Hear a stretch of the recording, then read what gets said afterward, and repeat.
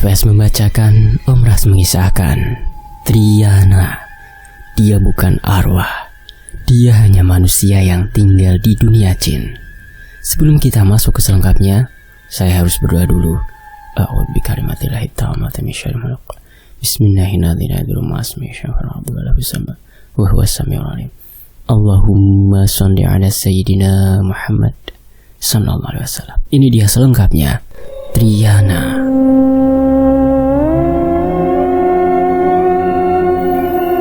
Dia sangat cantik, penampilannya begitu anggun dan mempesona. Rambutnya yang panjang berwarna hitam legam dan berbau harum melati.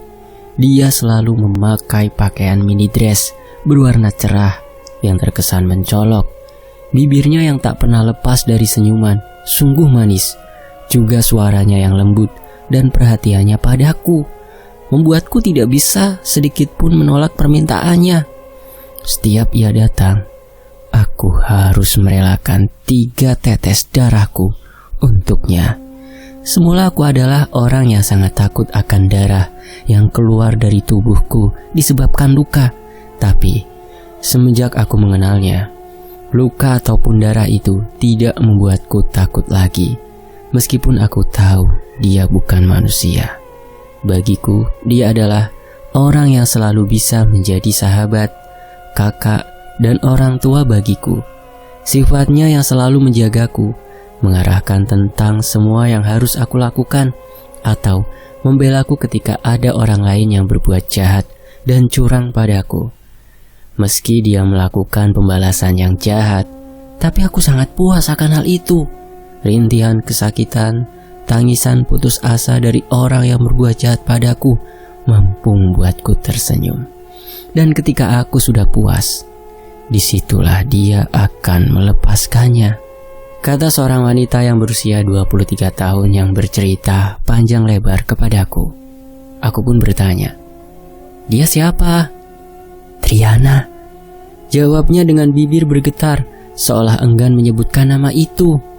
Sementara itu, tepat 10 tahun yang lalu, ketika cerita ini dimulai, anak Dara yang bernama Sri itu baru berusia 13 tahun dan baru saja lulus dari sekolah dasar. Ia hidup bersama ibu dan ayah tirinya yang sudah tua renta. Bisa dibilang Sri adalah anak broken home, di mana kedua orang tua kandungnya bercerai secara tidak baik-baik pada usia Sri di bawah 3 tahun. Jadi semenjak kecil, dia sudah tidak pernah melihat ayah kandungnya lagi. Bahkan, ia juga sudah lupa bagaimana rupa si ayah kandung. Perjuangan sang ibu untuk membesarkan Sri memang tidaklah mudah. Banyak keringat dan air mata yang bercucuran di sepanjang tahun perjuangan hidup mereka. Apapun pekerjaan yang bisa menghasilkan uang dan halal dilakukan, akan ia lakukan. Tak peduli lelah dan sakit, ia tetap bertahan. Begitu juga dengan Sri, dia tetap bertahan di sekolah itu, meskipun semua teman-teman mengucilkannya dan memperlakukannya secara tidak baik. Bahkan tak jarang, ketika teman-temannya melihat ayah tiri Sri lewat di depan sekolah, mereka akan mengejek dan membuli Sri yang punya ayah tiri begitu tua. Dan tak jarang, ia dijuluki sebagai anak kampung atau anak yang tidak diketahui ayahnya. Dan kalau sudah begitu, biasanya Sri hanya bisa menangis dan lari ke belakang sekolah merenungi nasibnya. Meski di sekolah itu, Sri sering diejek dan dibully. Ia masih mempunyai beberapa orang teman yang dengan sukarela berteman dengannya. Ia adalah Ion, anak laki-laki yang ibunya dicap gila oleh teman-teman sekolah. Kemudian Dayo, anak perempuan yang orang tuanya super cuek dan tidak pernah sekalipun hadir di pertemuan-pertemuan sekolah. Kemudian ada Siah, adalah anak perempuan yang memiliki keterbelakangan mental dan sering ngeces jika terlalu asik memperhatikan sesuatu, ngiler. Ia juga sering dibully dan dipalak. Dan terakhir ada Ria, anak perempuan yang tubuhnya lumayan berisi dan ayah kandungnya sudah sangat tua kala itu, sehingga ia juga sering dibully. Namun mereka ini berbeda-beda kelas. Ion kelas 5, Siah kelas 6, dan Sri, Ria serta Dayuh ada di kelas 4. Mereka berlima ini saling menyayangi satu sama lain dan bisa dibilang tidak terpisahkan. Ion karena nakal sering tidak naik kelas, begitupun juga dengan si Ah. Hanya saja si Ah tidak nakal, tapi ia selalu kesulitan memahami pelajaran yang diberikan oleh guru. Di sekolah mereka akan saling jaga, dan karena hanya Ion dan Dayo yang kuat, atau dalam artian tidak cengeng, maka mereka berdua lah yang sering berkelahi dengan anak-anak yang membuli. Singkat cerita, ketika akhirnya si Ah berhenti sekolah karena sudah tidak sanggup dan Ion pun lulus sekolah, Sri, Ria, dan Dayo kini hanya tinggal bertiga. Namun perlahan-lahan Dayuh mulai berubah pada kedua sahabatnya. Ia mulai jarang menemui teman-temannya dan lebih senang bergabung dengan orang-orang yang dulu membuli mereka. Oh ya, Om Ras lupa menceritakan kalau Sri ini dari kelas 3 sampai 6 dia dapat beasiswa dan bahkan dijanjikan akan terus mendapatkan beasiswa jika ia meneruskan sekolahnya. Namun pikiran Sri saat itu sudah tidak ada untuk melanjutkan sekolah ketika ia sudah lulus SD. Ia lebih memilih untuk bekerja guna mendapatkan uang untuk membantu perekonomian keluarganya. Dia pernah beberapa kali bekerja di warung makan, hingga akhirnya ia mendapat tawaran pekerjaan di sebuah gedung bulu tangkis dan biliar milik seorang yang kaya raya di desa itu. Desanya cukup jauh dari tempat tinggal Sri, sehingga mengharuskan untuk menginap di sana. Awal-awal bekerja di sana Sri merasa nyaman dan kerasan, karena bosnya benar-benar sangat baik dan ramah sekali. Teman-teman Sri yang sudah ada di sana sekitar 3 orang, 1 laki-laki dan 2 lagi perempuan. 1 perempuan berusia 25 tahun dan yang lainnya 18 tahun. Jadi Sri ini adalah yang paling muda di sana. Yang laki-laki kita sebut saja Romi, dan yang perempuan berusia 25 tahun itu kita sebut saja Nana, dan yang 18 tahun Caca. Jadi ceritanya si Nana ini merupakan seorang janda anak 1 yang sudah hampir setahun bekerja di sana. Orangnya baik, ramah, enggak pelitan. Begitu juga dengan si Caca ini. Cuma setiap pertemanan kan ada tuh yang namanya plus minusnya. Nah, kebetulan kedua teman Sri yang perempuan ini ternyata agak nakal dan sering menyuruh-nyuruh Sri yang lebih muda untuk mempermudah aksi mereka. Kasarnya, Sri ini dimanfaatkan sama mereka. Awalnya karena emang Sri ini anaknya polos, jadi dia tidak berpikiran aneh-aneh dan hanya menuruti saja kemauan si Nana dan Caca, termasuk menyelundupkan laki-laki ke dalam kamar mereka. Setelah itu Sri disuruh menunggu di luar tanpa tahu apa yang dilakukan oleh kedua temannya di dalam. Sampai akhirnya Sri yang duduk di luar itu di tengah malam ketahuan oleh bos mereka yang membuat satu persatu mereka ditanyai. Dan mau tak mau, kedua teman Sri ini pun kemudian mengaku telah melakukan sesuatu yang tidak pantas di sana. Alhasil keduanya langsung diberhentikan dan tinggallah Sri berdua dengan si Romi. Tapi Romi ini tinggal di gedung biliar, jadi misah gitu tidurnya. Awalnya semua berjalan lancar dan normal. Sri pun tidak takut sama sekali tidur sendirian di area gedung bulu tangkis itu seorang diri. Sampai di suatu hari, Romi ini izin pada bos untuk pulang sebentar ke kampungnya. Dan saat dia kembali lagi ke sana, ternyata Romi datang bersama 2 orang perempuan yang katanya ingin bekerja di sana. Tentu, keinginan mereka itu langsung dipenuhi dan disambut baik oleh bos yang di saat itu memang sedang mencari anak buah baru. Dan kelihatannya, kedua perempuan itu memang anak baik-baik. Namun ternyata baru seminggu kerja, kedua perempuan itu malah sudah bersikap seperti bos terhadap Sri dan pandai mencari perhatian pada bos. Kasarnya mereka ini bermuka 2. Semenjak bersama mereka, Sri sering sekali menangis dan melamun di belakang gedung seorang diri. Di sisi lain, sekelebat bayangan hitam melintas ke belakang gedung sarang walet yang berada tidak jauh dari belakang gedung biliar tersebut, membuat Sri kaget. Siapa kira-kira orang yang ke belakang gedung itu di sore hari seperti itu? Apa mungkin maling? Batin Sri bertanya-tanya. Namun belum selesai ia dengan kebingungannya, Sri dikagetkan dengan suara teriakan nyaring dari dalam gedung biliar, diiringi dengan suara teriakan lainnya. Ternyata salah satu dari perempuan yang dibawa Romi itu kerasukan dan terus berteriak-teriak. Sri yang seumur-umur belum pernah melihat orang kerasukan hanya bisa termenung dan terdiam melihat orang-orang yang sibuk menangkap perempuan itu. Sampai 3 jam lamanya, perempuan itu masih belum bisa disadarkan juga. Bahkan beberapa orang yang paham dengan hal-hal seperti itu didatangkan, namun tetap saja tidak bisa mengeluarkan sosok yang merasukinya. Banyak yang masuk, akan susah mengeluarkannya. Dan melihat keadaannya sekarang, gadis ini sudah sangat kelelahan. Aku akan mengajak teman-temanku untuk tinggal di sini sampai dia mati, ujar perempuan itu. Kau ini siapa? Kenapa kau mengganggu orang yang tidak bersalah? Aku Triana. Aku tidak menyukai gadis ini karena dia sudah semena-mena dengan orang lain. Dia bermuka 2. Manusia seperti dia inilah yang sudah menghancurkan kehidupanku. Sebetulnya kesalahannya seperti apa dan kepada siapa? Biar aku suruh dia untuk minta maaf.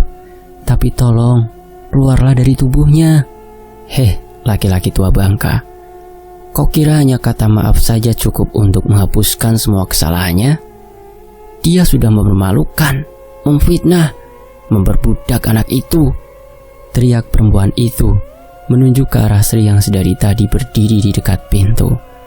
Sontak saja semua pasang mata orang-orang yang berada di dalam rumah itu tertuju pada Sri. Sri tampak kikuk. Ia tak tahu kenapa dirinya sampai dibawa-bawa.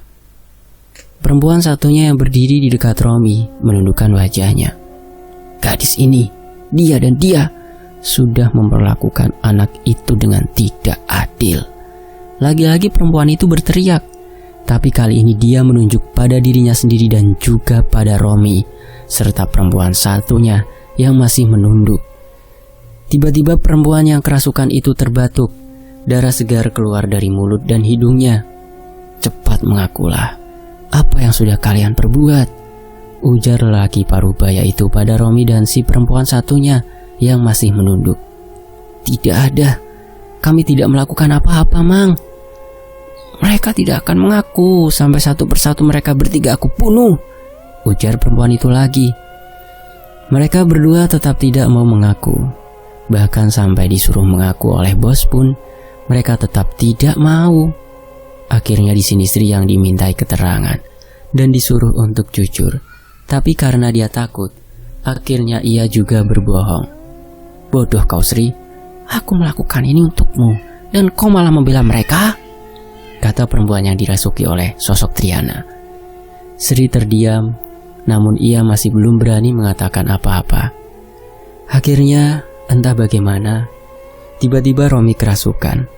Makin heboh di rumah itu karena ada 2 orang yang kerasukan. Bahkan lelaki tua yang berusaha mengobati itu pun sampai pingsan karena ditendang oleh Romi yang mengamuk. Tidak hanya itu, ia juga membenturkan kepalanya terus-menerus ke dinding ulin rumah itu sampai berdarah-darah. Bos mulai emosi. Dia menunjuk ke arah satu perempuan teman si Romi. Katakan, apa yang sudah kalian lakukan? Tersentak perempuan itu tampak ketakutan. Dengan bibir gemetar ia mengakui perbuatan mereka. Namun di sini ia mengaku hanya ikut sementara, yang mengajak adalah perempuan satunya dan juga si Romi. Maaf Sri, kami sudah memfitnahmu yang bukan-bukan pada bos. Kami juga memperlakukanmu seperti pembantu pribadi kami, ucap perempuan itu menunduk. Nafas Sri turun naik. Matanya mulai berkaca-kaca. Inikah sebabnya bos sering memarahinya tanpa alasan, bahkan menuduh dia mencuri, padahal Sri tak pernah melakukan apa-apa. Kalian memang makhluk jahat, tidak pantas dimaafkan. Kepada sesama manusia saja kalian saling menyakiti, teriak perempuan kerasukan itu melengking. Di sini posisi Sri seperti disudutkan. Ia disuruh memaafkan setelah beberapa saat mendengar pengakuan orang yang menjahatinya. Baik, aku maafkan kalian. Tapi Aku memaafkan bukan berarti aku bisa melupakan apa yang sudah kalian lakukan padaku, ucap Sri pelan. Lalu ia langsung keluar dari rumah tersebut, berlari ke pinggiran sungai Barito, duduk di atas kapal, merenungi nasibnya. Setelah hampir 1 jam lamanya ia melamun, Sri kemudian pulang. Saat ia melangkah menyeberangi jalan, tiba-tiba dari arah hulu terlihat sebuah delman yang ditarik seekor kuda hitam. Awalnya Sri mengira itu adalah delman yang datang dari luar daerah untuk melakukan pertunjukan di desa tersebut. Kuda itu perlahan-lahan berhenti ketika sudah tepat berada di depan Sri. Seorang wanita mengenakan pakaian kuning keemasan turun sambil tersenyum. Bau tubuhnya seperti bunga kenanga, wangi. "Siapa namamu, anak manis?" tanya wanita itu lembut. "Nama saya Sri." "Kenapa kau sendirian di tengah malam begini, sayang?"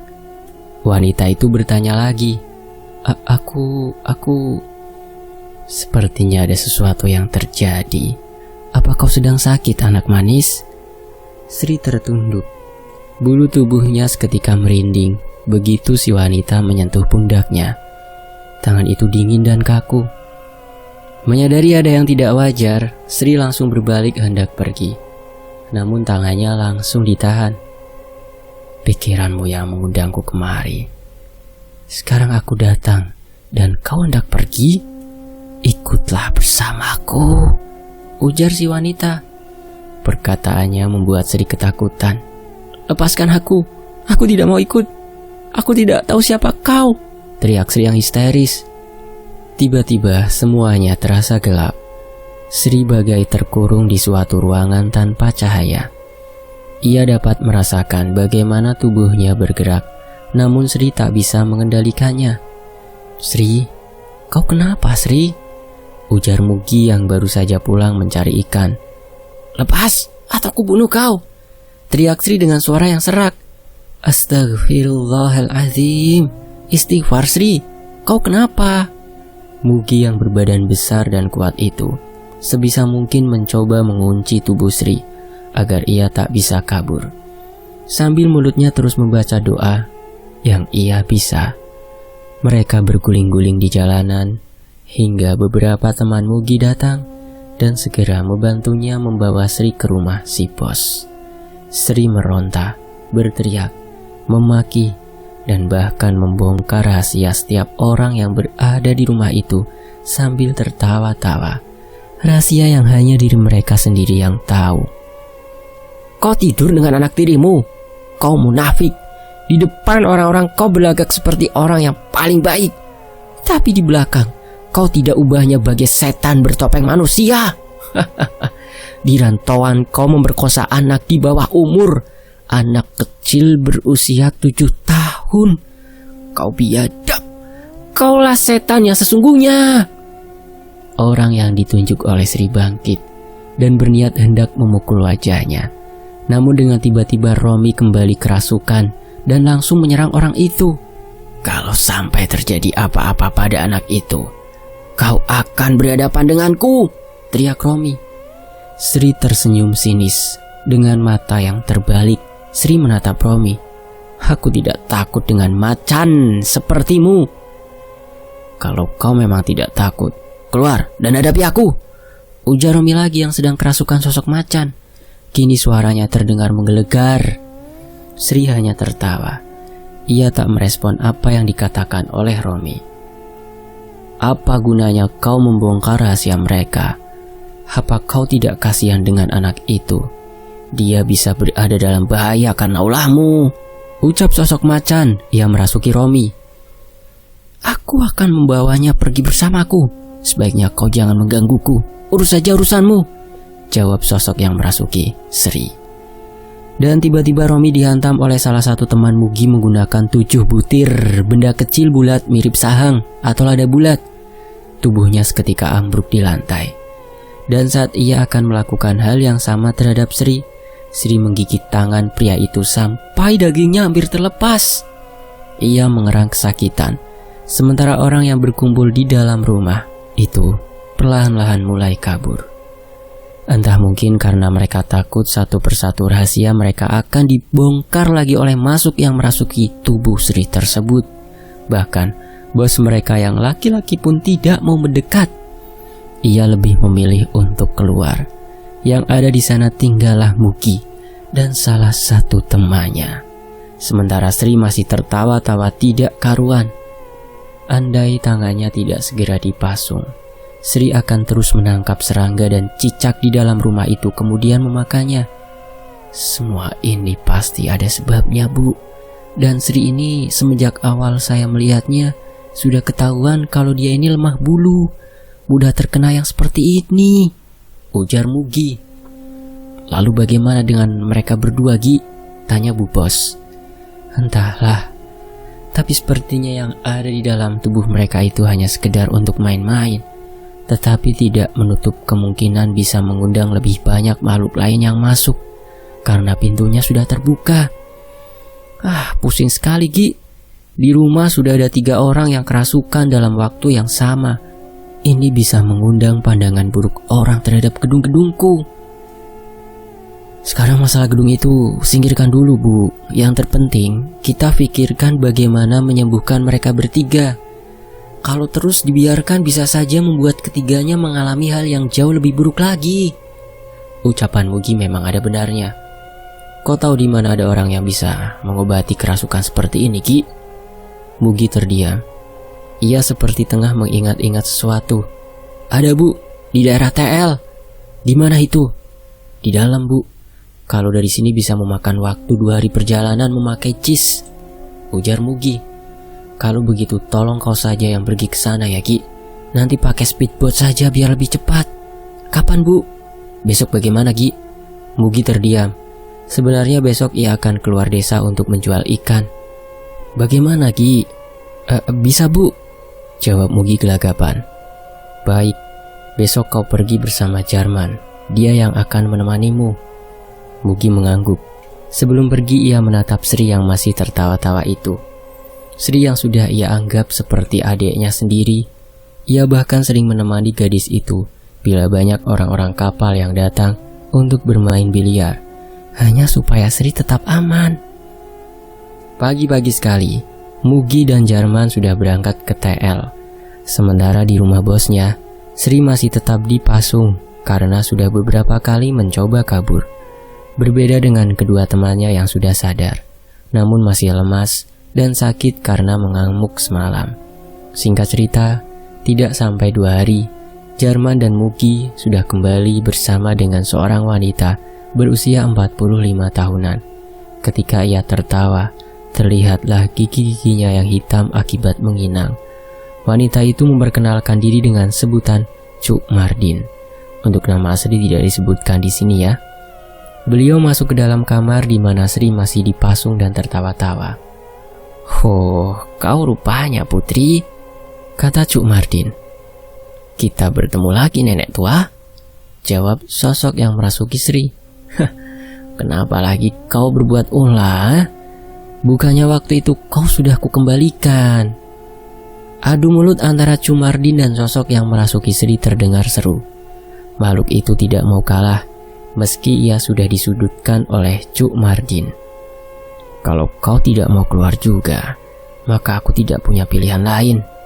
Sri yang semula tak bisa diam, kini ia terdiam dengan raut wajah yang sulit dijelaskan. Dan ketika Cuk Mardin mulai melakukan pengusiran terhadap sosok makhluk halus itu, Sri mulai meraung. Matanya yang tadinya terbalik, kini sudah kembali seperti semula. Ia bahkan memanggil Bu Bos dengan lirih, sama seperti suara Sri biasanya. "Sakit," rintih Sri. Cuk Mardin menyipitkan matanya. "Kau tidak bisa menipuku. Kau masih berada di dalam," ujar Cuk Mardin menghardik. Mendengar perkataan Cuk Mardin, mata Sri kembali terbalik. Suara tawanya menggema. "Kau sama saja seperti dulu. Kau tak bisa ditipu," ujar Sri tertawa terbahak-bahak. Namun ketika benda mirip besi berkarat itu ditempelkan pada dahinya, seketika Sri berteriak kesakitan. Tubuhnya meronta-ronta, menjerit, dan terus memohon untuk tidak disakiti lagi. Tapi Cuk Mardin tak mau mendengarkan. Hingga akhirnya beliau terkena tendangan dari Sri yang berhasil melepaskan ikatan di kakinya. Tapi tiba-tiba saja tubuh Sri menggelepar-gelepar. Perlahan-lahan tubuhnya mulai mengejang. Wajah Cuk Mardin menegang. Ia tahu ada sosok yang jauh lebih kuat yang sedang berusaha masuk ke dalam tubuh Sri. Beberapa saat kemudian Sri kembali tenang. Wajahnya kini kembali seperti biasa. Ia pun tak lagi berontak. "Kau jangan khawatir, aku tidak akan menyakiti anak ini," ujar Sri dengan suara yang jauh lebih lembut dari sebelumnya. Kau siapa?" tanya Cuk Mardin. "Aku Triana. Kalau memang kau tidak punya niat jahat, sebaiknya kau keluar dari tubuh anak ini. Kasihan dia, Triana. Tubuhnya pasti sudah sangat lemah sekali." Sri terkekeh. "Aku tidak akan mengamuk. Aku hanya ingin sedikit berbagi ceritaku pada kalian semua. Tapi sebelum itu, aku ingin meminum kopi pahit. Bisakah tolong dibuatkan?" Cuk Mardin beranjak sambil memegangi pinggangnya yang terasa sakit. Ia meminta izin pada tuan rumah untuk membuat segelas kopi pahit sesuai permintaan dari sosok yang merasuki Sri. Dan dalam sekali teguk saja, kopi hitam tanpa gula itu habis diminum oleh Sri. Itu pun ia ingin meminta tambah lagi. Dan dia pun mulai bercerita. "Dulu, jauh sebelum gedung bulu tangkis itu dibangun, di situ merupakan tempat tinggal kami berdua. Anakku selalu bermain di sana. Aku dan anakku tinggal di sana sangat lama sekali, karena kami berdua menunggu kedatangan suamiku dan anakku yang lain datang menjemput kami berdua di sini. Hingga suatu hari, ketika aku pergi mencari sesuatu, aku tinggalkan anakku di sana. Dan kau tahu apa yang kulihat setelah aku kembali? Aku melihat anakku mati. Kepalanya hancur karena pembangunan kalian yang tidak berizin itu. Harusnya kalian memberitahu kami kalau di tempat itu akan dibangun sesuatu.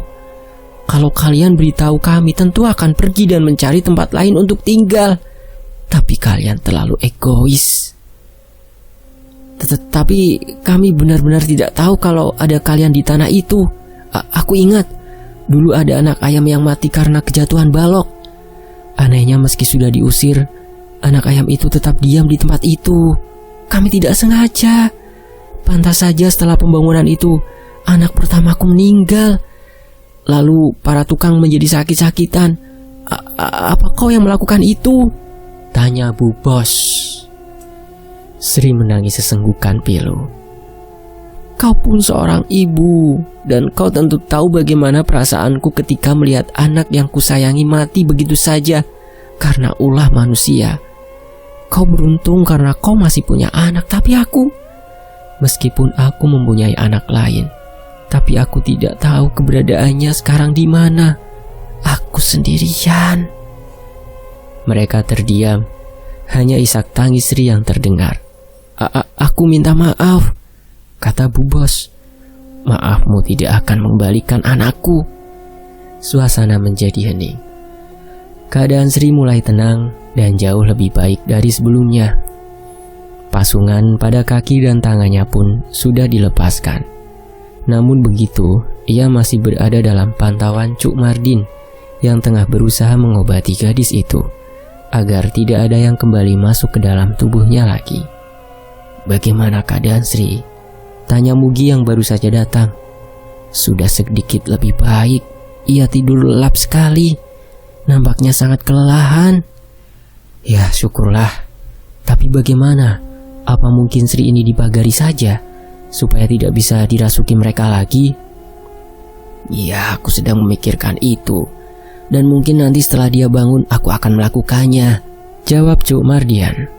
Mugi mengangguk. Matanya menatap lekat pada Sri yang masih tertidur pulas. Sementara itu di sisi lain, 3 hari kemudian, Sri sekarang jauh lebih baik. Ia juga sudah dimandikan oleh Cuk Mardian yang bertujuan untuk memagar tubuhnya. "Jangan melamun. Apapun yang kau rasakan, jangan pernah melamun. Karena bila pikiran kosong, disitulah kesempatan mereka untuk masuk terbuka. Pesan Cuk Mardian pada Sri sebelum ia pulang diantar oleh Jarman. Pada hari keempat, Sri memutuskan untuk kembali bekerja. Namun ketika ia ada di gedung itu, orang-orang menatapnya dengan tatapan takut, dan bahkan tidak jarang orang-orang akan langsung pulang ketika melihat Sri. Perlakuan orang-orang itu membuat Sri sakit hati. Padahal Sri tidak melakukan apa-apa pada mereka, tapi mereka memperlakukan dirinya seperti itu. Sri yang kini lebih sensitif dari biasanya. Ia lebih mudah tersinggung dan marah. Triana, gumam Sri di tengah-tengah gedung bulu tangkis itu. Di depannya ada segelas kopi pahit yang masih panas. Ruangan itu memang tidak seberapa terang jika di malam hari, karena memang ditutup pada pukul 5 sore. Aroma melati dan suara langkah kaki dari arah belakang Sri terdengar mendekat. Suara dan aroma itu tentu mampu membuat Sri ketakutan. Aku senang kau memanggilku, sayang. Jadi itu benar namamu? Iya. Kau di mana sekarang? Bolehkah aku melihatmu? Tentu, sayang. Sekarang lihatlah ke belakangmu. Aku berada tepat di belakangmu. Mendengar jawaban Triana, Sri tercekat. Ia ragu untuk memutar badan melihat sosok yang mengaku bernama Triana itu. Apakah wajahnya seram seperti hantu-hantu di dalam cerita? Namun rasa penasaran membuat Sri memantapkan hati untuk menoleh ke belakang. Matanya terbelalak begitu melihat sosok itu. Wajahnya, penampilannya sangat jauh berbeda dari apa yang Sri bayangkan. Wanita itu berwajah sangat cantik, berambut panjang, dan memakai mini dress berwarna merah terang. Penampilannya sangat jauh dari kata seram. Ini benar kau? Tanya Sri ragu-ragu. Iya, sayang, aku Triana, jawabnya lembut. Tapi kau sangat cantik. Triana tersenyum. Kau juga cantik. Kau mau ikut aku ke rumahku? Ujar Triana dengan bibir masih tersenyum. Rumah? Iya, sayangku. Aku ingin mengajakmu ke rumahku. Sri terdiam melihat raut wajah Sri seperti itu. Triana tertawa kecil. Kau jangan berpikiran aneh. Rumahku bukan di kuburan. Aku sebenarnya manusia, sama sepertimu. Hanya saja ada sesuatu yang aku lakukan hingga membuatku bisa tinggal dan hidup dengan umur yang panjang di dunia mereka. Maksudmu? Lagi-lagi Triana tersenyum manis. Kalau ku jelaskan pun, kau mungkin tidak akan mengerti. Kau tahu, sudah bertahun-tahun aku hidup sendirian di sini. Tidak ada teman, tidak ada keluarga. Dan sekarang aku sangat berharap kau mau berteman denganku. Sri merasa nyaman berbicara dengan sosok itu. Dia ramah dan sangat baik padanya. Tentu perasaan itu membuat Sri mau menerima tawaran pertemanan yang diajukan oleh Triana. Hampir setiap tengah malam Sri menghilang tiba-tiba dan muncul kembali menjelang pagi. Begitu seterusnya, hingga sampai di suatu hari, ada seseorang yang mengadukan hal itu pada pos. Dan setelah diselidiki, rupanya benar apa yang dikatakan orang itu. Bahkan pernah beberapa kali mereka melihat Sri berbicara sendirian tanpa ada siapapun di dekatnya. Tidak hanya sampai di situ, anak bos tiba-tiba jatuh sakit setelah bermain bersama Sri. Padahal saat mereka bermain itu, bos pun ada di antara mereka. Jadi sangat tidak mungkin jika Sri melakukan hal-hal yang tidak terhadap anak itu. Sri, bagaimana ya menyampaikannya? Maksudku begini, gedung ini akan aku urus sendiri dan tidak mempekerjakan orang lain lagi. Jadi, iya, saya paham. Besok juga saya akan pulang. Dan saya ucapkan terima kasih banyak sebab selama ini saya sudah diperbolehkan untuk bekerja di sini. Dan kalian semua memperlakukan saya juga dengan sangat baik. Terima kasih atas semuanya. Kalau ada umur dan rezeki, mungkin kita akan bertemu lagi. Ucap Sri memotong pembicaraan bosnya, karena ia sudah tahu sejak semalam dari Triana bahwa bos akan memberhentikannya dari pekerjaan itu. Sri diberikan uang lebih untuk pulang oleh bosnya, dan rupa-rupanya Triana pun ikut serta bersama Sri, karena katanya dia sudah tidak punya siapa-siapa untuk menahannya agar tetap berada di sana. Dan sekarang adalah tugasku untuk menjaga dan melindungimu, ucapnya tersenyum. Sejak pulang, Sri hanya tinggal di rumah. Ia menghabiskan waktunya untuk membaca buku-buku bersama Triana. Kurasa lain anakmu itu. Beberapa kali aku melihat dia berbicara sendirian dan tertawa-tawa. Cobalah kau tanyakan pada orang-orang yang paham. Semoga saja dugaanku itu salah, ujar seorang tetangga pada ibunya Sri. Perkataan itulah yang membuat Sri dibawa ke seorang guru. Guru yang dimaksud ini bukanlah seorang ulama, tapi memang profesinya sebagai seorang guru SD di salah satu sekolah yang ada di daerah itu. Namun beliau ini emang ada kebiasaan dalam hal-hal mistis seperti itu. Ketika akan menaiki tangga rumah guru tersebut, langkah Sri seperti ditahan. Ia enggan untuk naik. Seluruh tubuhnya pun terasa merinding seketika. "Jangan ke sana, Sri," ujar Triana. "Aku tidak mau masuk, Mak." Setelah mendengar penolakan Sri, ibunya lantas menarik tangannya dengan keras agar secepatnya masuk ke dalam. Tiba-tiba Sri merasa tubuhnya seperti tidak terkendali.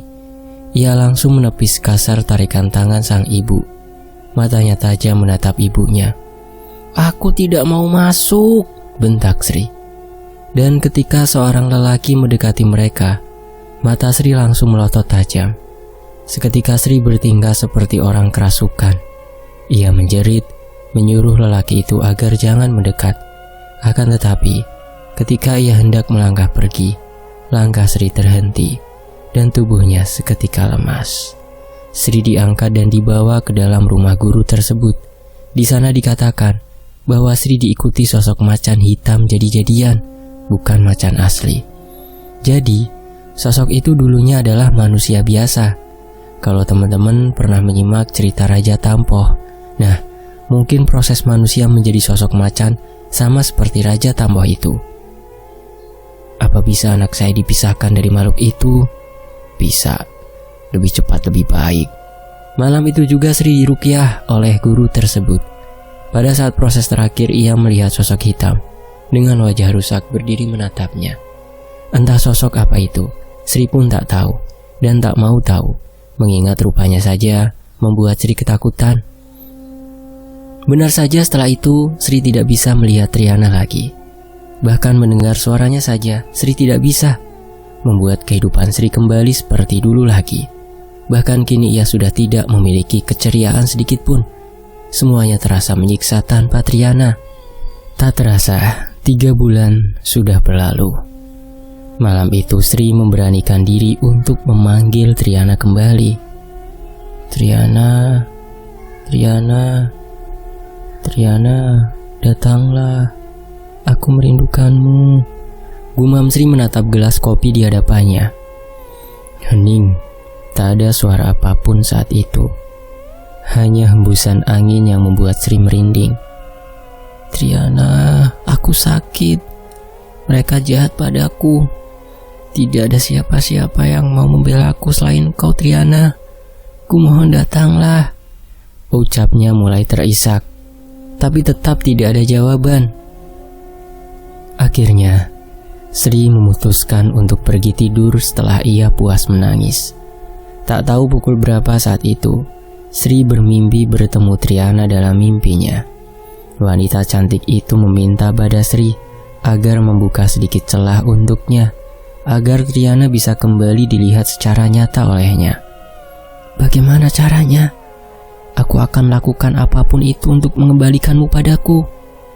Aku hanya minta 3 tetes darahmu di setiap kali kau menginginkan aku datang," ucap Triana.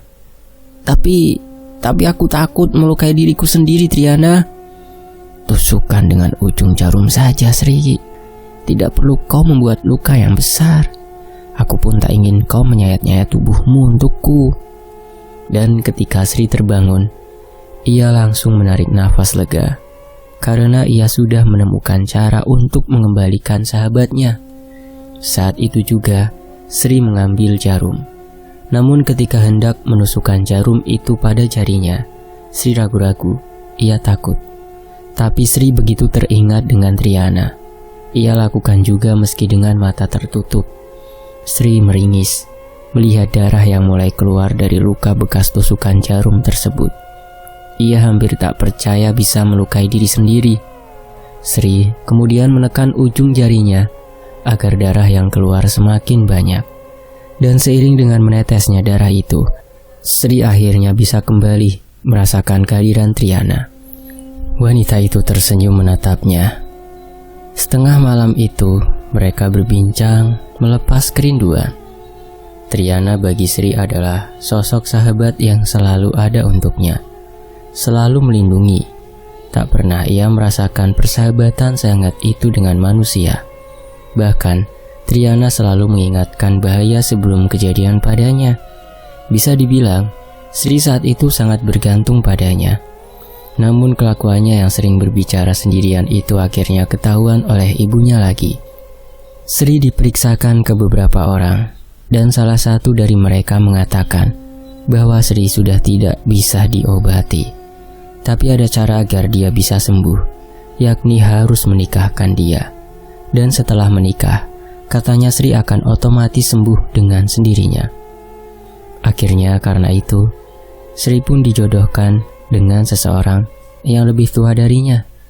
Tentu Sri tidak mau pada awalnya. Terlebih lagi Triana sudah mengatakan bahwa laki-laki itu bukan orang baik-baik. Dia juga terpaksa sama sepertimu, Sri. Kalau menikah pun kalian tidak akan bahagia. Sebelum semuanya terlambat, lebih baik kau tolak. Dia bukan orang yang baik untukmu. Nanti kalau diteruskan, akan ada konflik antara kau dan salah satu pihak keluarganya. Asal kau tahu, kalau konflik itu terjadi, dia tidak akan berada di pihakmu, kata Triana. Bagaimana caranya aku menolak itu, Triana? Kau pun sudah tahu kan, aku menolak hari itu, tapi mereka tidak mau dengar. Kalau kau izinkan, biar aku yang merusak semuanya. Kau cukup izinkan aku masuk ke tubuhmu. Sri terdiam. Tapi apa yang akan kau lakukan? Kau akan tahu jika rencanaku ini berhasil, jawab Triana. Dan sejak saat itu, Sri mulai kerasukan lagi. Bahkan kali ini jauh lebih ekstrim. Karena hal itu bukannya menyurutkan niat orang tuanya untuk menjodohkan Sri. Malah mereka semakin yakin untuk sesegera mungkin menikahkannya. Gara-gara kau, Triana, aku terbawa emosi, Sri. Mereka menantangku. Aku tidak mau dengar lagi penjelasanmu. Karena Triana masuk ke dalam tubuhnya, itu menyebabkan sosok yang lain juga bisa masuk. Dan bahkan, sosok-sosok yang lain itulah yang semakin menyakiti tubuh Sri. Tidak hanya itu, Sri sekarang juga seperti tak terkendali. Ia menyerang orang-orang dan hampir membunuh sang ibu, andai tak ada yang menolong ibunya. Mungkin ibunya sudah kehilangan nyawa pada saat itu. Karena itulah, Sri kemudian dipasung dan dikurung di dalam kamar. Ustadz sampai pendeta didatangkan. Berharap sosok yang merasukinya itu mau keluar setelah mendengarkan perkataan dari ustadz maupun pendeta. Tapi rupanya tidak. Tak ada yang bisa mereka lakukan. Dan entah bagaimana, ketika Triana kembali masuk dan mengambil alih tubuh Sri, sosok-sosok yang lain itu pun keluar. Sri sakit selama berhari-hari, dan Triana yang menjaganya agar tidak kemasukan lagi. Maafkan aku, Sri. Aku mengira rencanaku akan berhasil, tapi rupanya rencanakulah yang membuatmu sakit seperti ini. Setelah Sri sembuh, ia tak lagi kerasukan karena Triana selalu ada di dekatnya. Hari itu mereka dibawa menuju ke rumah pihak keluarga laki-laki yang akan dijodohkan dengannya. Sri tak bisa menolak lagi karena tak ada lagi orang yang mau mendengarkan perkataannya. Desa itu kecil dan berada di pinggir laut. Di depan rumah itu sudah berdiri tenda-tenda untuk pesta pernikahan, dan pelaminan pun sudah mulai dihiasi. Ingat Sri, aku akan selalu ada bersamamu untuk melindungi dan menjagamu, dari siapapun yang berbuat jahat padamu. Kau tak perlu takut. Sri menarik nafas lega. Inikah akhir masa mudanya? Mengabdikan diri untuk seorang laki-laki yang menjadi suaminya. Laki-laki yang bahkan belum pernah bertatap muka langsung dengannya.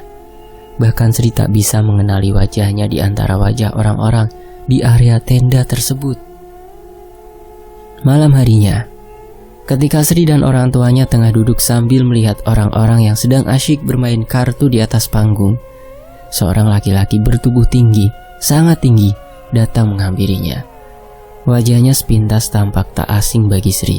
Ya, Sri pernah melihat wajah itu di sebuah foto. Laki-laki itu sangat sopan terhadap orang tua Sri. Ia juga izin untuk mengajak Sri jalan-jalan pada orang tuanya. Sri menatap ibunya ketika beliau mengizinkan laki-laki itu membawanya. Sepanjang jalan laki-laki itu mencoba untuk mengajak Sri mengobrol. Ketika mereka memasuki jalan sempit yang mengarah ke sebuah rumah, raut wajah Sri tampak berubah. Suasana rumah itu ramai sekali. Namun ia kembali tenang begitu melihat Triana berada tidak jauh darinya. Lelaki itu mengajak Sri untuk masuk ke dalam rumah. Di dalam, terlihat banyak orang yang seumuran dengan laki-laki itu tengah mengobrol. Mungkin orang-orang ini adalah teman-temannya, pikir Sri kala itu. Mereka mengobrol panjang lebar, hingga jam dinding sudah menunjukkan pukul 11:30 malam. Ketika sampai di rumah, laki-laki itu dimarahi oleh seorang nenek-nenek, karena dalam adat mereka, calon pengantin tidak boleh bepergian kemanapun, apalagi di malam hari. Sri dipingit dan dilarang untuk bertemu laki-laki itu lagi selama 3 hari. Masih selama itu, tapi panggung dan tenda sudah didirikan. Bahkan beberapa sound system juga telah dipasang dan diputar setiap malam. Makan minum Sri hanya dilayani oleh seorang gadis yang usianya tak begitu jauh dari Sri. Membosankan, keluh Sri pada Triana yang saat itu tepat berada di sebelahnya.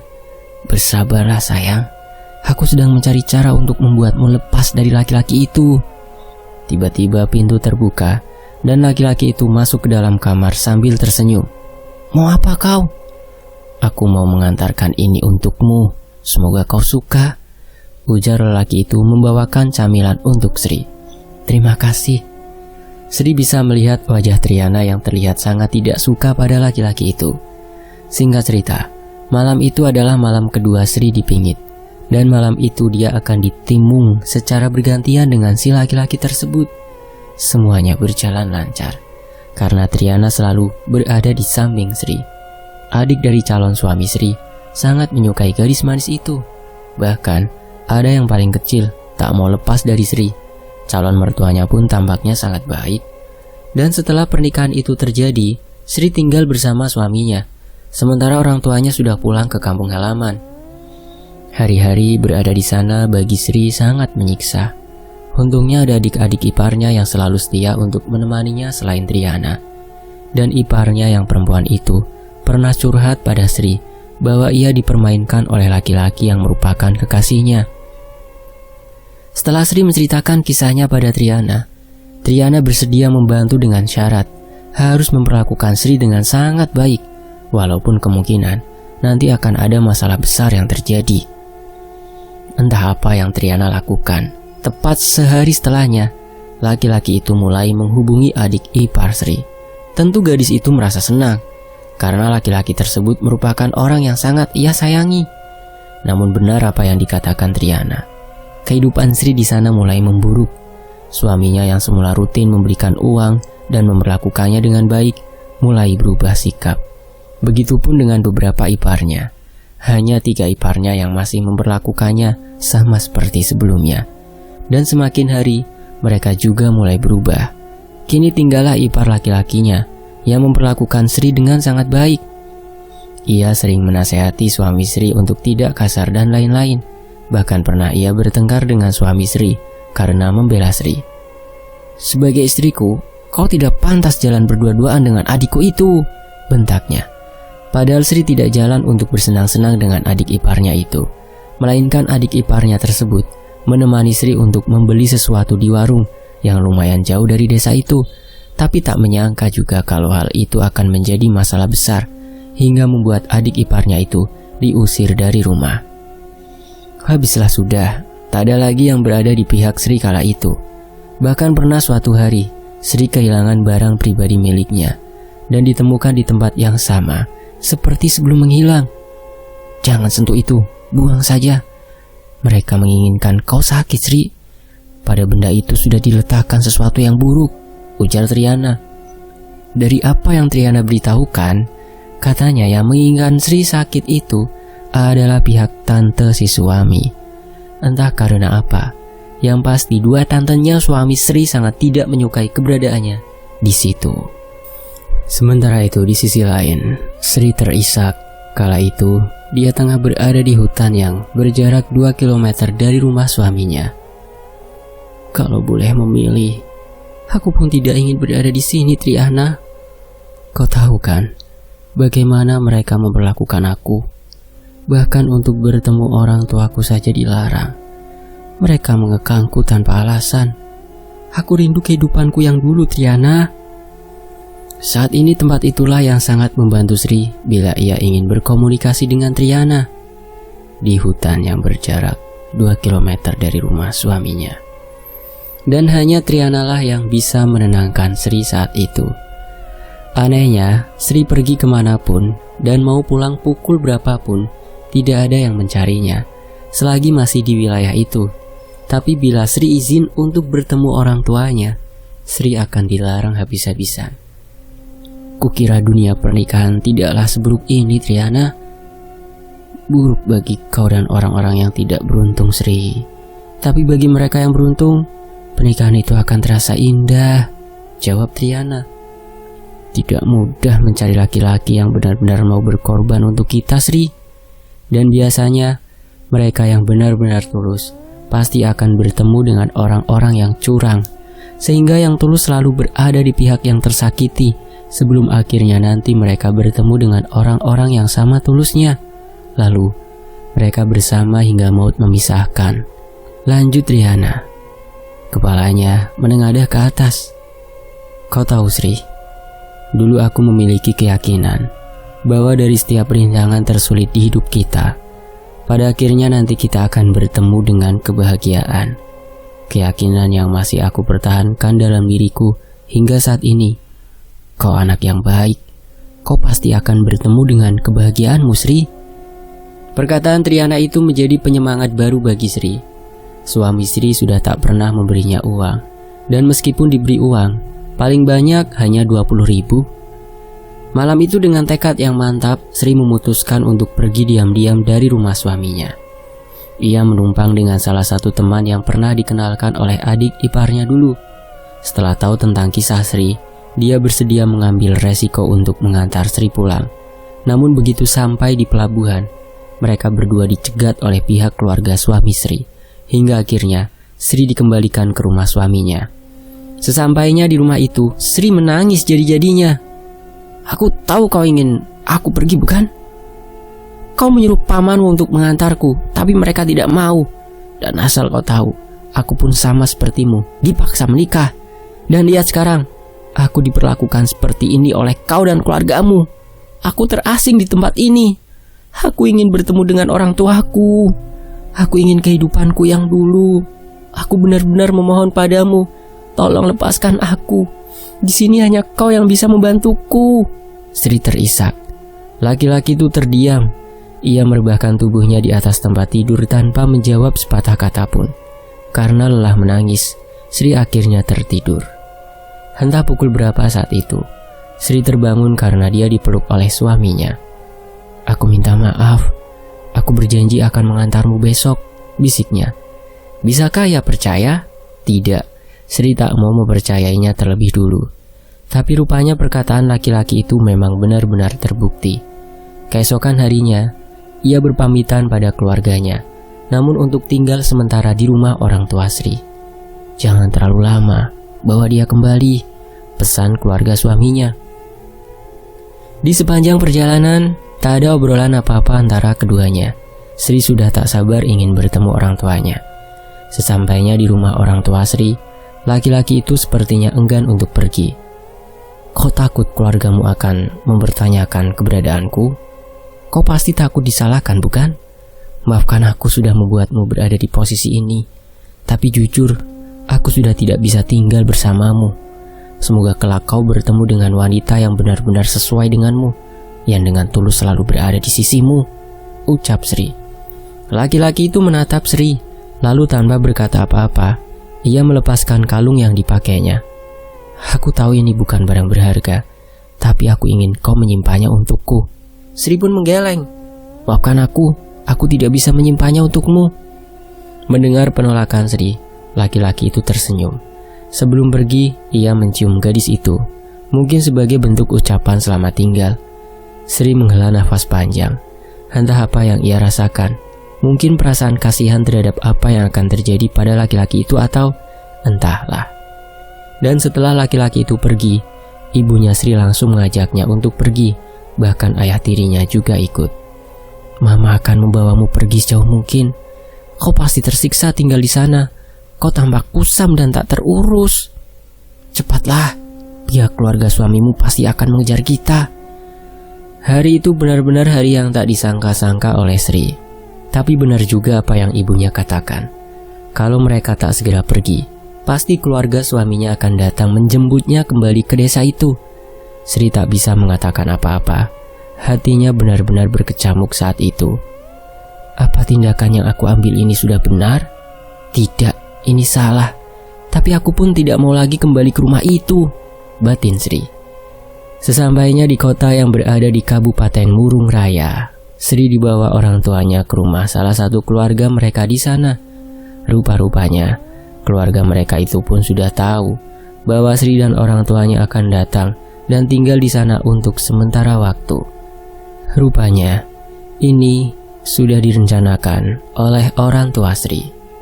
Sejak tinggal di sana, Sri ikut bekerja di rumah salah satu sepupunya sebagai pembantu dan juga pengasuh anak dengan gaji Rp500.000 per bulan.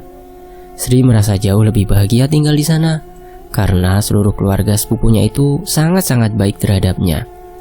Hingga suatu hari, tepat di 3 bulan setelah Sri tinggal di sana, malam itu ia menerima sebuah telepon dari nomor seseorang yang tidak ia kenal. Rupanya itu adalah nomor adik iparnya yang laki-laki dulu. Adik iparnya itu menanyakan kabar Sri dan lain-lain.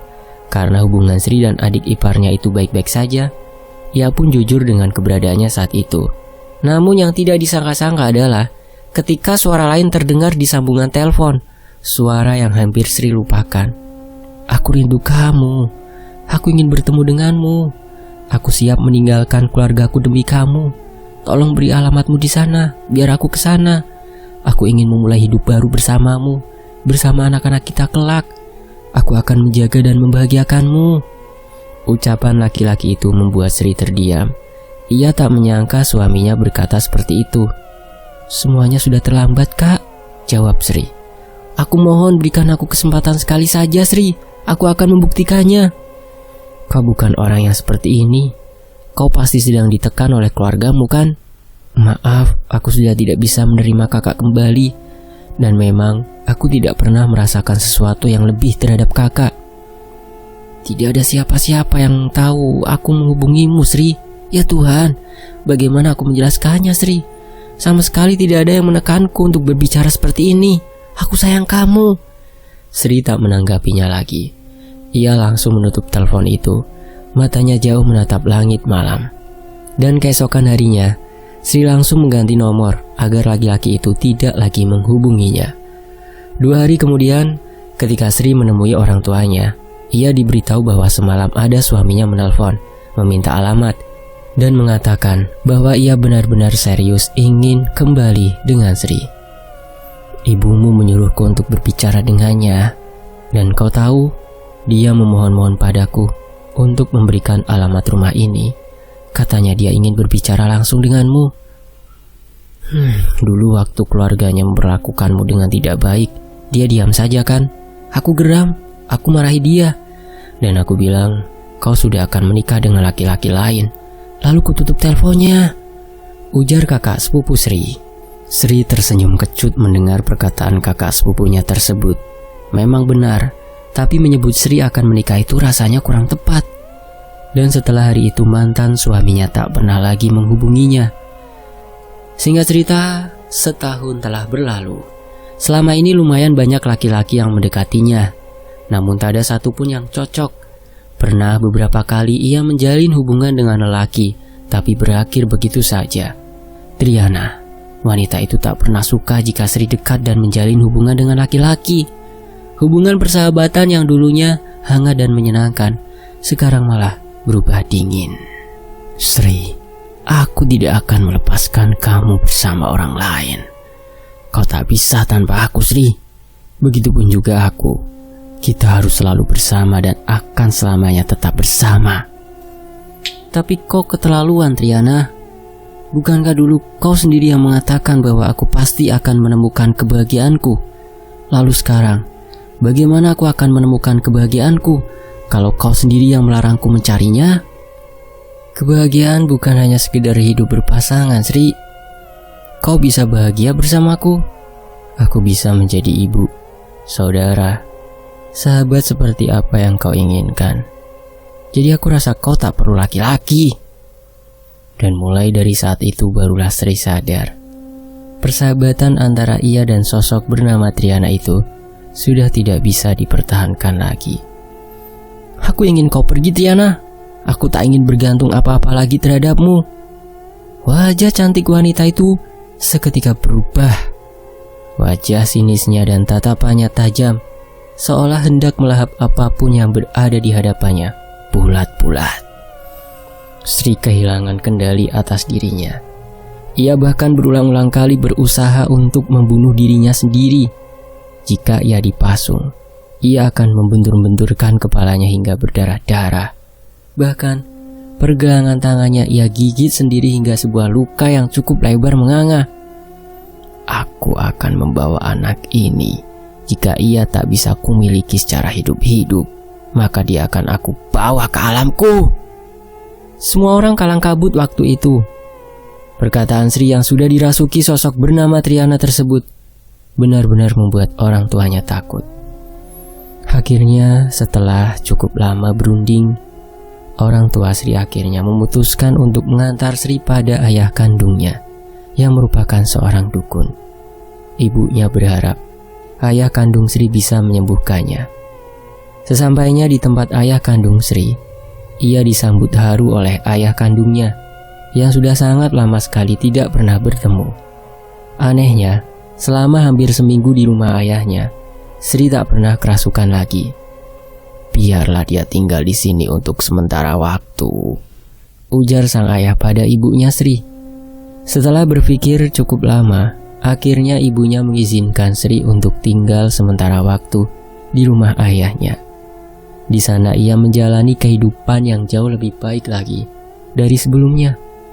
Bagi Sri, ayahnya adalah orang yang baik meskipun terkesan cuek.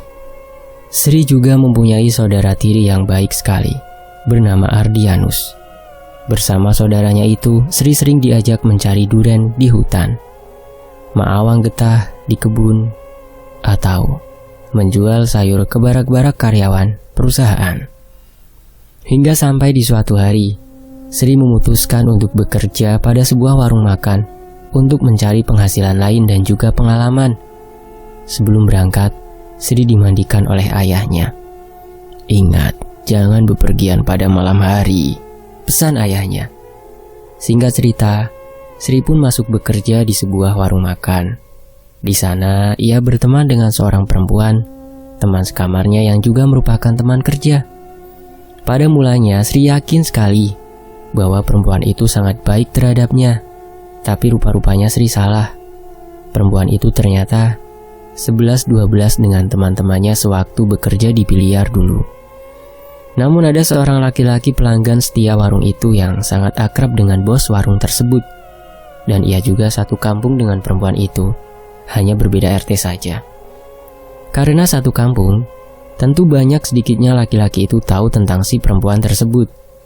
Dan saat pemilik warung curhat pada si lelaki tentang aduan-aduan teman Sri yang mengeluhkan hasil pekerjaan Sri, lelaki itu malah membela Sri dengan mengatakan, saya kenal betul perempuan itu. Saya satu kampung dengannya. Kalau masalah pemalas, tidak diragukan lagi dia. Bahkan celana dalam yang ia pakai saja, neneknya yang cuci, Bu. Tapi terpulanglah pada ibu. Mau menelan bulat-bulat aduan itu atau menyelidikinya dulu sebelum percaya, itu terserah ibu saja. Yang terlihat baik di depan, belum tentu benar-benar baik, Bu. Saya lihat pekerjaan Sri itu cukup bagus. Dia sekatan dan bisa mengerjakan pekerjaan seorang diri. Terlebih bila ibu tidak ada di sini, Sri lah yang mengerjakan semuanya. Mulai dari memasak, mencuci piring kotor, menggoreng ikan, menyajikan makanan pada pelanggan.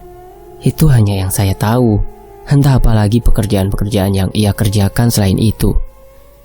Dan anak buah ibu yang satu itu hanya duduk sambil bermain handphone.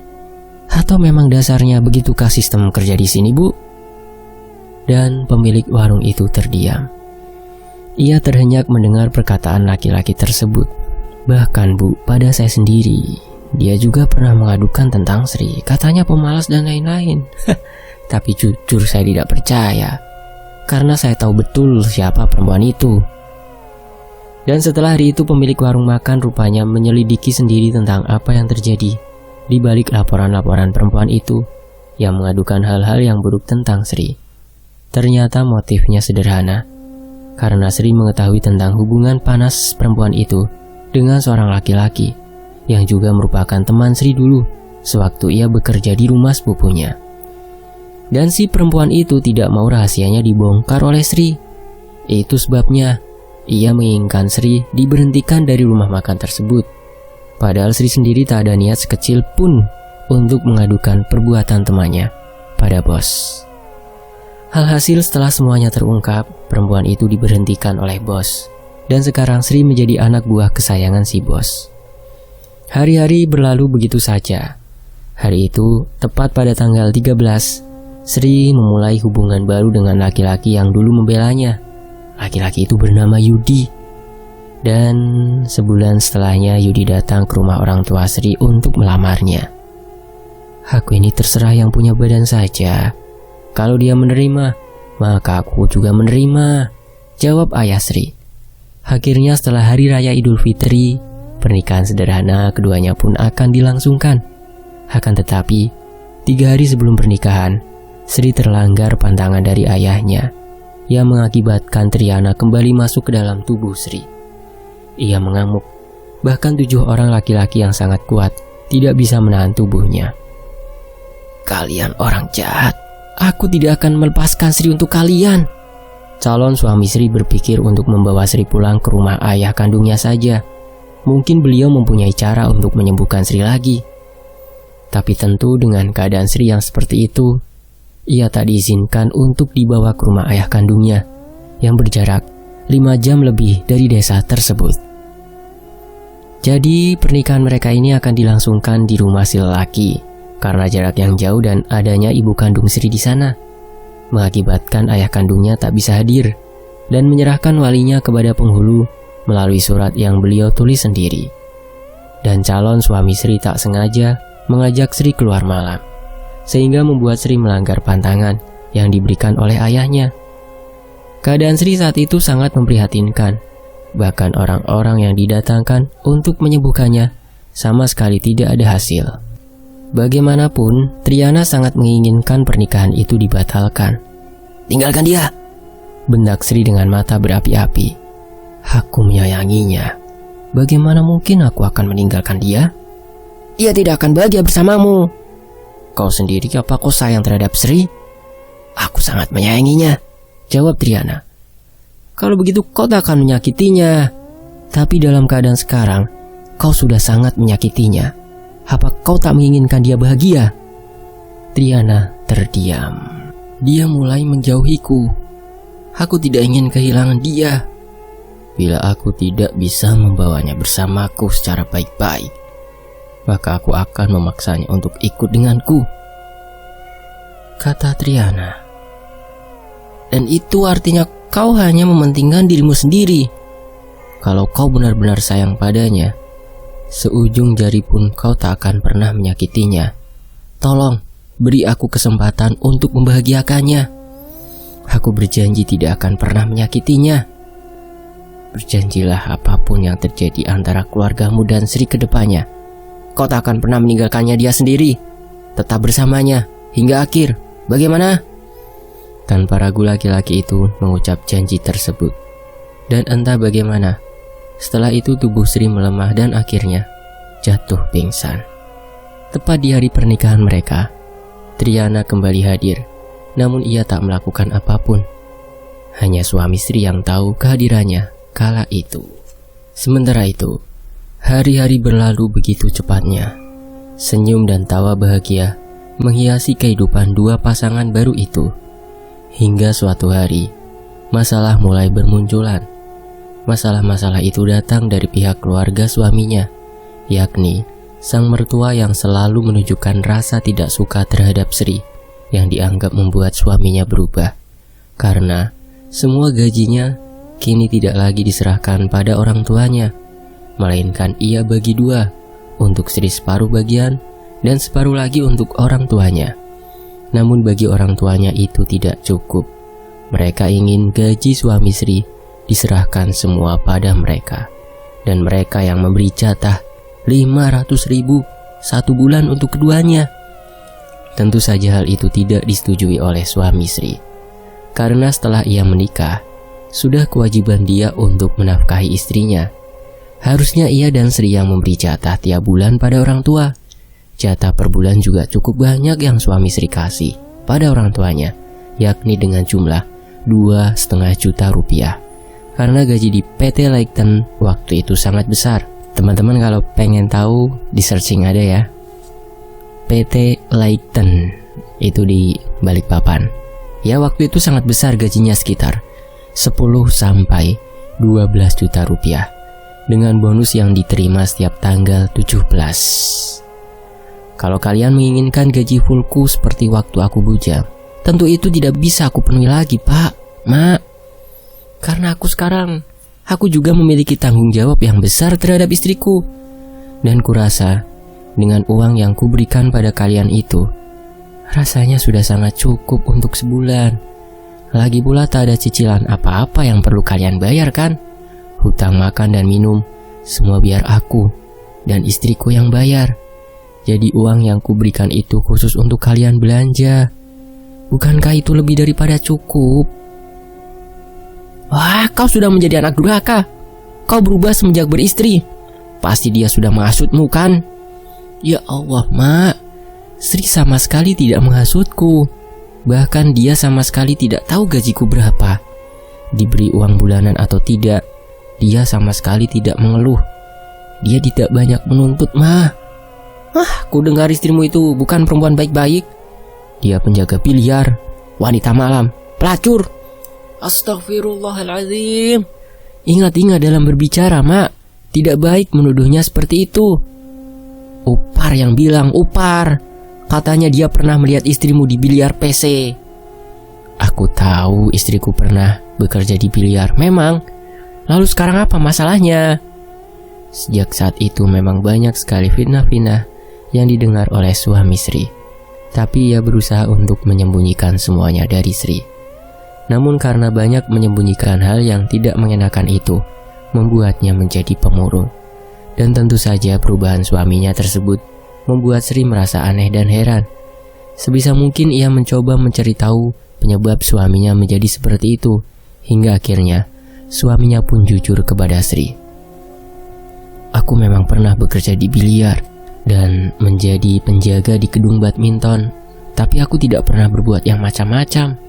Aku digaji, dan dengan uang gaji itulah aku makan. Tega betul mereka yang membuat fitnah seperti itu. Tapi aku tidak mau terlalu berlebihan membela diriku, karena percuma saja bila orang tidak percaya. Dan sekarang keputusan ada di tanganmu. Kalau memang kau menginginkan hubungan kita berakhir, aku akan siap menerimanya. Dan suaminya pun menggeleng. Aku percaya padamu, Sri. Dan sekarang aku lega karena sudah tidak ada rahasia lagi yang harus kusembunyikan darimu. Asal kau tahu, tidak peduli bagaimana orang membicarakanmu, apabila aku tidak membuktikannya sendiri, maka aku tidak akan percaya. Sri tersenyum. Lelakinya yang berada di sisinya sekarang berpuluh kali lipat baiknya daripada mantan suaminya dulu. Sri bahagia bisa bersama dengan lelaki itu. Lelaki yang selalu membelanya, bahkan di hadapan keluarganya sendiri. Dan ketika Sri hamil, pada waktu itu ibu mertuanya datang untuk meminta suami Sri pulang ke rumah, karena adik dari suami Sri akan menikah dalam waktu dekat ini. Kebetulan saat itu Sri tengah sakit. "Maaf Ma, aku tidak bisa pulang. Dan pernikahan itu pun pasti akan berjalan lancar tanpa aku. Aku tidak bisa pergi karena istriku sedang sakit. Aku harus menjaganya, Mak." Mendengar penolakan suami Sri, ibu mertuanya seketika seperti kebakaran jenggot. Ia menyumpahi Sri agar kelak mati saat melahirkan, dan mengatakan anak yang dikandung Sri bukanlah anak dari suaminya. Padahal waktu itu Sri sama sekali tidak melarang suaminya untuk pergi. Namun yang namanya juga suami yang baik tentu tidak akan pergi meninggalkan istrinya, kan? Apalagi saat itu istrinya tengah sakit. "Dari awal aku tidak pernah menyukai istrimu itu.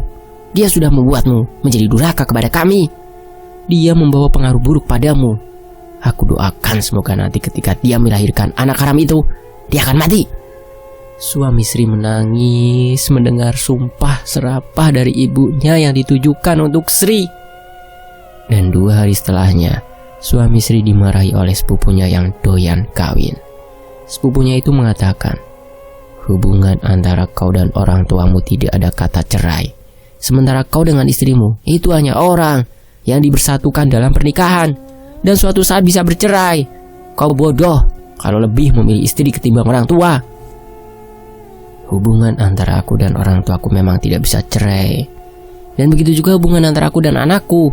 Selama ini aku tidak pernah bermaksud durhaka pada orang tuaku, Tapi apa yang mereka lakukan pada istri dan anakku, itu sudah sangat keterlaluan. Aku sudah dewasa. Aku berhak untuk menentukan kehidupanku sendiri. Aku berkewajiban untuk menafkahi istri dan anakku. Dan aku akan tetap mempertahankan mereka di sisiku. Karena bagiku, pernikahan hanya cukup sekali seumur hidupku. Setakat kawin cerai tanpa tanggung jawab seperti kau pun rasanya aku bisa, tapi setelah kita mengucap akad, disitulah tanggung jawab terhadap istri dan anak mulai dipikul. Dan hanya laki-laki hebat atau kepala keluarga yang tangguh yang bisa memikul tanggung jawab itu hingga mati. Handa tidak ada yang melerai. Mungkin perkelahian antara suami Sri dan sepupunya itu tak dapat dihindari. Kemelut masalah yang datang menerpa rumah tangga Sri dan suaminya itu begitu sangat dahsyat. Hanya segelintir orang yang mendukung keputusan suami Sri, tapi hampir seluruh keluarga pihak orang tuanya mendukung dengan keputusan suami Sri tersebut, karena mereka memang kenal betul dengan orang tua suami Sri itu. Hingga sampai saat ini, Sri masih sangat dimusuhi oleh keluarga suaminya. Bahkan pernah beberapa waktu lalu, di tahun 2021 tepatnya, adik ipar Sri menghubungi suaminya, menanyakan kabar, tapi tidak pernah sekalipun menanyakan kabar Sri dan anak-anaknya.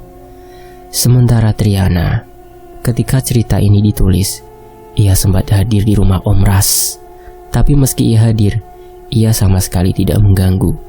Mungkin hanya sekedar menjenguk karena Om Ras sudah menuliskan namanya berkali-kali dalam cerita ini. Astagfirullahaladzim. Dan untuk Upar, dia sudah meninggal beberapa tahun setelah ia memfitnah Sri. Upar meninggal dengan tragis. Tubuhnya hancur tergenjat ketika kecelakaan. Sementara temannya yang menyetir baik-baik saja, bahkan hampir tak mengalami luka yang serius. Dan kisah ini selesai. Alhamdulillahirabbil alamin. Di bagian Om Ras yang mengatakan beliau Triana hadir, aduh rasanya gak karuan. Alhamdulillah selesai juga. Semoga teman-teman bisa mengambil hikmahnya ya dari kisah ini. Semua tokoh yang ada di sini semoga dalam keadaan selamat dan menjadi pribadi yang lebih baik lagi. Saya pamit, terima kasih Om Ras, terima kasih teman-teman. Wassalamualaikum warahmatullahi wabarakatuh. Alhamdulillah.